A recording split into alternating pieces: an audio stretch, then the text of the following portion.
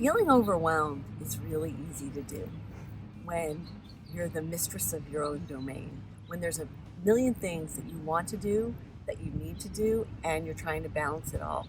So, what I would say is that the best thing to do is to break everything into smaller tasks. And if you have, let's say you have a paper in a graduate class due in a month, rather than putting that due date on your calendar, go into your calendar and budget time, every day or every other day to work on that paper. But don't just say in your calendar, work on that paper. Try and really think about what do you need to do. Do you need to start with getting into the literature? Do you need to start by collecting some data? Whatever task it is, trying to think about scheduling your time with the specific tasks that you need to do to work towards your goals. And once you break things up into these smaller pieces, the smaller pieces themselves don't look that overwhelming. Now, granted, once you set up this calendar, you can't blow it off. You're going to have to stick with it and be diligent with your kind of your treatment of your time.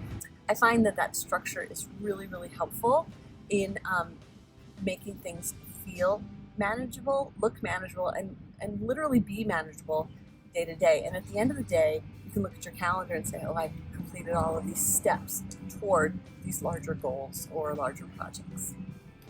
For me, it was family that always kept me grounded when I was overwhelmed. I made sure I always had at least an outing once a week or once every 2 weeks to make sure that I didn't lose myself in my studies or in my academic identity.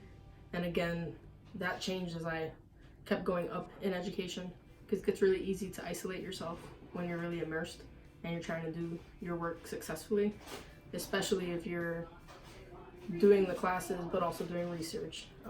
It can take up a lot of time. So for me, the thing with being overwhelmed was having family or friends available to me, and the other piece was having real mentors. So I have multiple types of mentors. I have academic mentors who I only go to about school stuff, but I also had mentors in academia or in the university who were about me as a person, not about my studies.